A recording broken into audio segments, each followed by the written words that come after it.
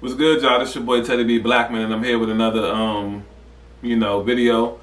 Today I'm gonna be talking about basically what my opinion on where we're at as far as the NBA MVP race goes.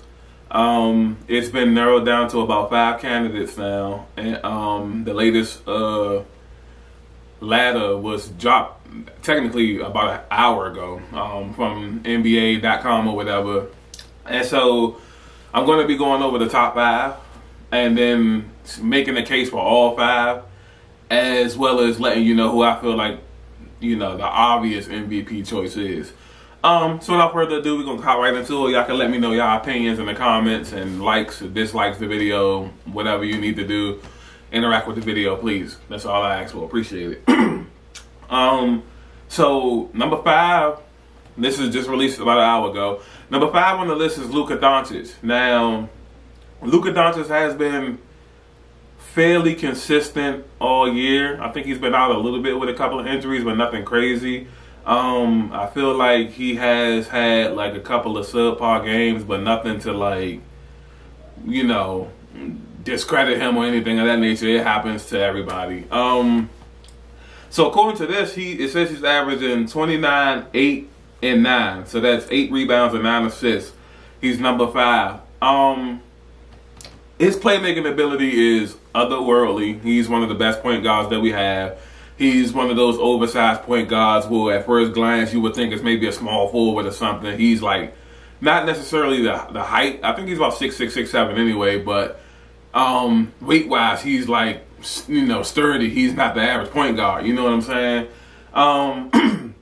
I feel like to make a case for him, he has led the Mavericks most of the year without Porzingis, who was the supposed to be his Robin, who's been dealing with injuries off and on. And even when Porzingis is on, he hasn't been consistent with his ability to contribute to the team.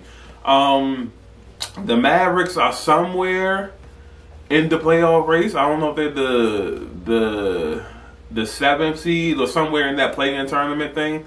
So that's the only thing I feel like it hampers him for the MVP, because I kind of feel like you have to at least be a 4 seed. The lowest you can go is the 4 seed. I feel like the top half, you know what I'm saying, to be considered for the MVP.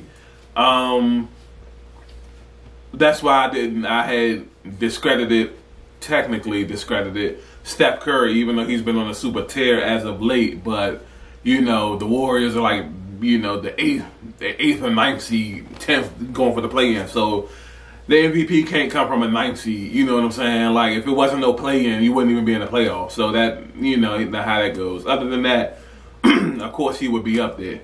But anyways, back to Luka. I feel like Luka is very, very, very talented, and he'll win a few MVPs in his career. But I really think like now it's just he has to elevate the Mavericks a little more. The plus minuses and all that analytical stuff that people like, all that's there, all that, the free throw percentages is high, the turnovers. He has a lot of turnovers too. But nothing to, sway him out of he deserves to be in the top 5 in my opinion.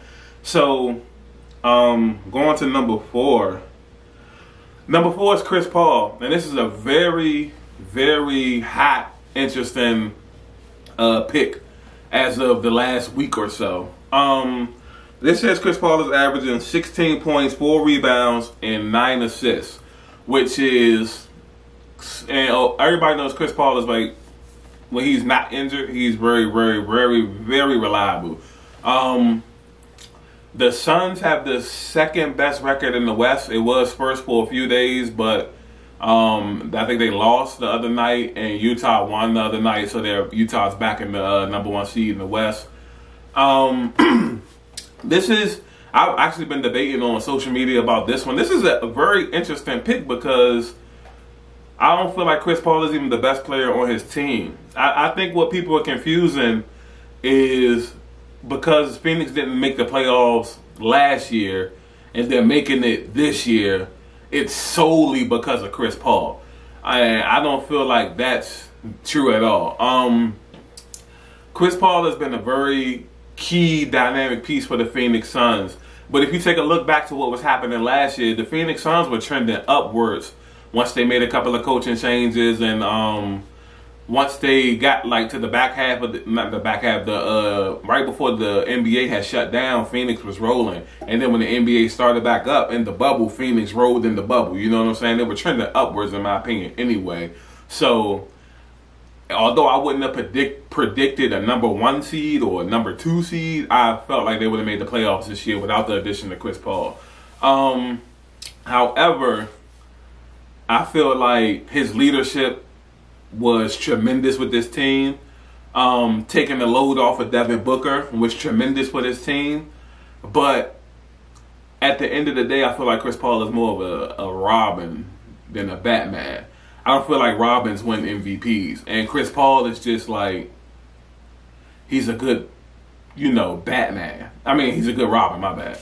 So it's just that he can be a good Batman, but I feel like on this team, he's a Robin. I feel like everything runs through Devin Booker. You know what I'm saying? If anybody was to win MVP, it would have to be Devin Booker. You know what I'm saying? And everybody is saying the same thing that they hear on ESPN with, Devin Booker was there last year and this year, but Chris Paul is the only. No, Devin Booker's gotten better since last year. He's more efficient than last year. You know what I'm saying? That's the whole team. Ayton, he's more efficient. He's better than last year. I'm gonna mispronounce his name. Mikal Bridges. He's better than last year. Like they had pieces. Jay Crowder, who wasn't there, who was with the Heat last year. They have more pieces and everything surrounding him to make this team better. The coaching staff has more unity. A lot of things played into the Suns' success that, they're going to be at least probably a top 4 seed if they lose the rest of their games today or something.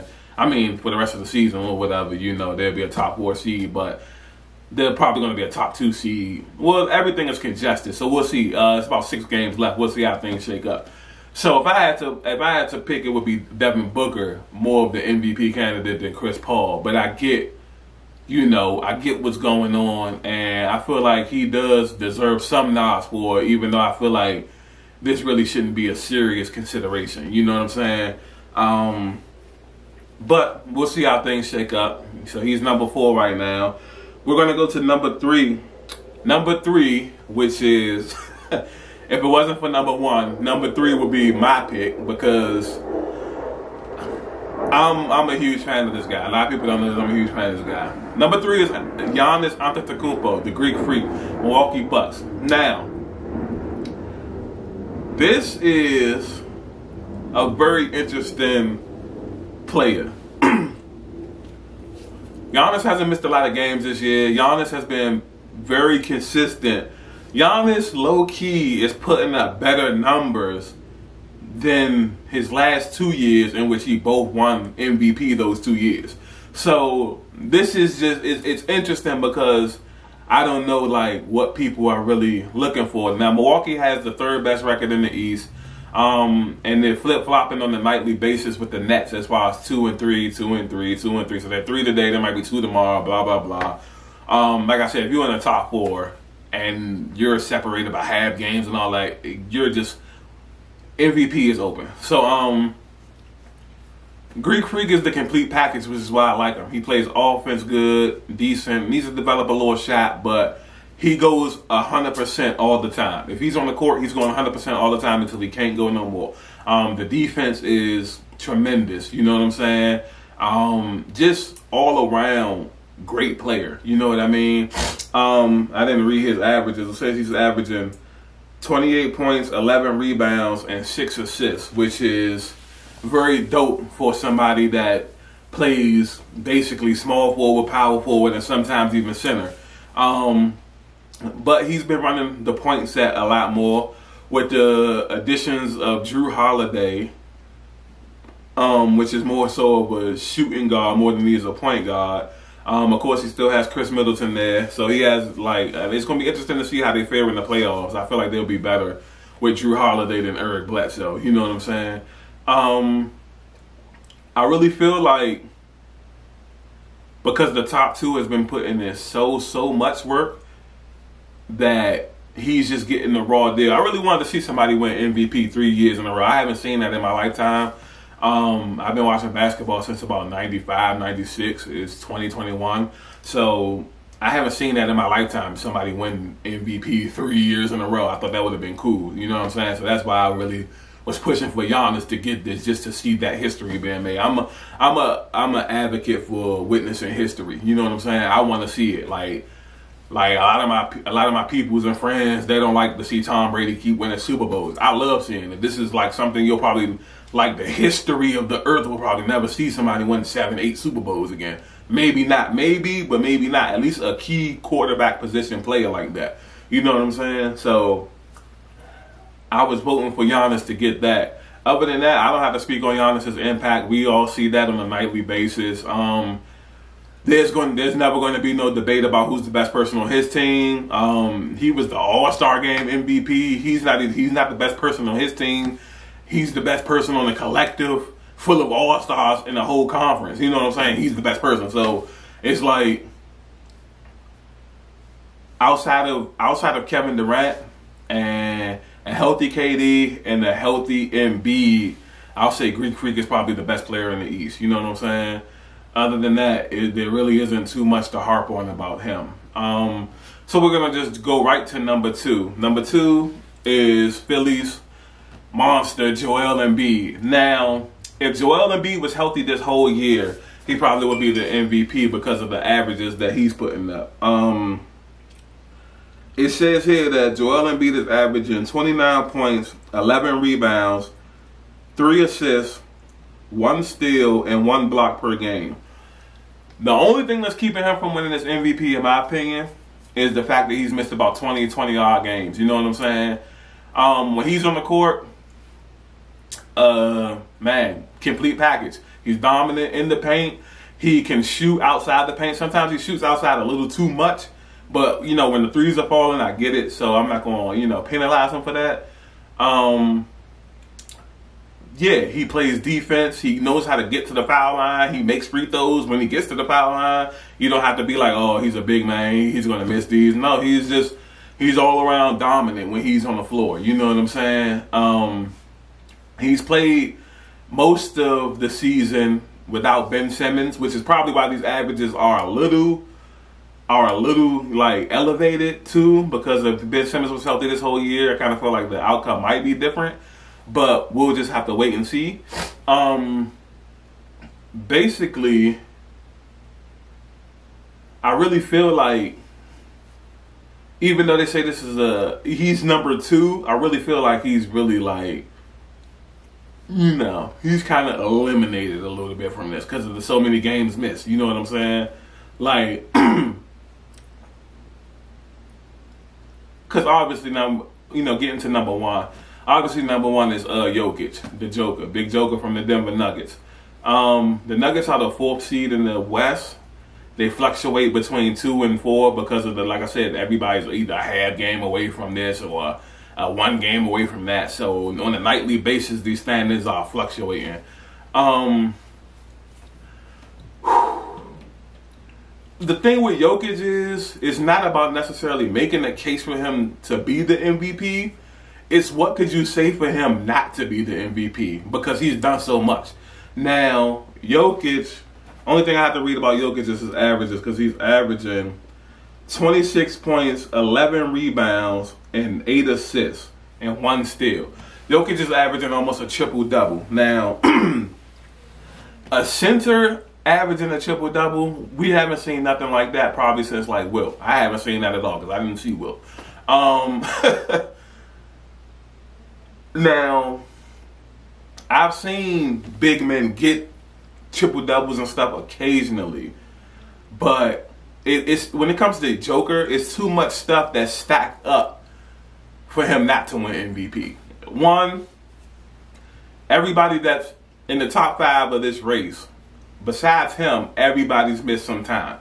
Jokic has played in every game this season. You know what I'm saying? So these averages aren't like, oh, well, he played 20 less games and such, so he should be averaging more. You know what I'm saying? Stuff like that.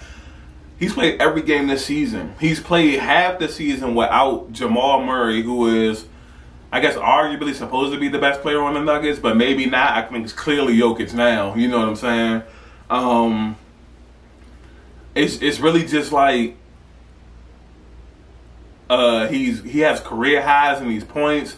The plus minuses, the defense. He came into the season like way leaner than normal. Remember a couple of seasons ago, he was like very heavy. He was like heavy. You know what I'm saying? Now he's like very lean. Easily the best passing big man in the game. Just all around complete package, man. And he's been the most impactful and consistent. You know what I'm saying? I really feel like, in my opinion, this is a foregone conclusion that Jokic is going to get this MVP. Now, we've only seen Steph Curry. I've only seen Steph Curry win it unanimously. I think he might be the only one or something. I don't know. Now, Jokic won't get it unanimously because obviously people like Embiid, people like Chris Paul a lot. Greek Freak deserves some of the first place votes, even though he's not going to get MVP. He deserves it, at least a look. You know what I'm saying? But no, Jokic, I think, has this in the bag, man. The Chris Paul thing is very hot right now, but it's the last week of the season. Like, why are we just now hearing about him the last week of the season if he's been this influential the whole season? You know what I'm saying? Like, it was the same thing with Steph Curry. Like, Steph Curry has been consistent the whole season, but when he's like otherworldly consistent, now they talk about MVP. You know what I'm saying? Like, that's not really, you know what I mean? And then it comes down to what we all feel is the definition of MVP, because everybody clearly has different definitions. I'm going to go with the most valuable player to me would be like, if you look at a team, who's the best player on that team? Like, who's more valuable? Like, if Phoenix didn't have Devin Booker, we wouldn't be talking nothing about MVP for Chris Paul. Guarantee it. You know what I'm saying? Guarantee it. I guarantee you. You know what I'm saying?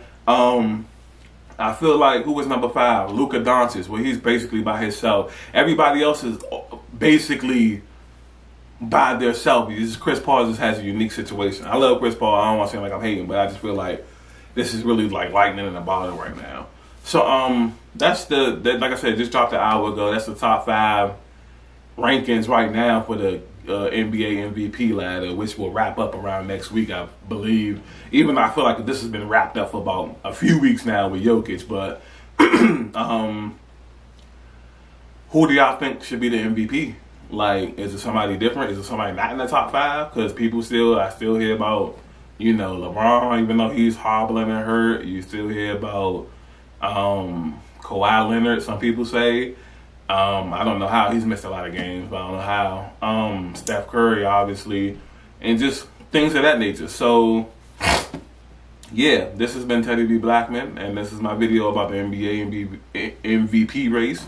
Y'all let me know what y'all think, and I'm out. Boom, let me do that. Okay, boom, let me do that. Ooh.